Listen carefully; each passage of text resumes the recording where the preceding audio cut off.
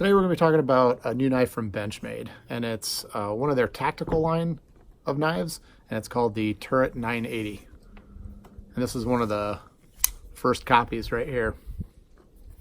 As usual, Benchmade stepped it up and used a high quality CPM S30V blade steel, which is completely corrosion resistant. And this blade measures 3.7 inches. The overall length of this knife is pretty big. It's 8.6 inches, closed 4.9 inches. It compares very much to the like the Spyderco paramilitary, about the same size. A little bit thicker, thicker scales here. Regarding these scales, you can see the kind of 3D texturing there for a better grip, and to increase the grip along the back side of the handle and the scales, and even the stainless steel liner here is some heavy jimping. So when you grab it, your thumb has a nice purchase right there.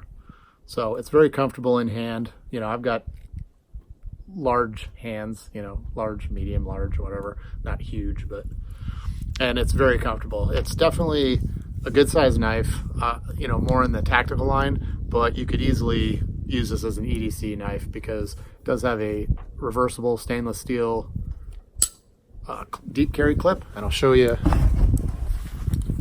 it looks here in the 511 Defender Flex jeans. Now it sits in there pretty nicely. It still has plenty of room for, you know, your wallet or any other keys and stuff, but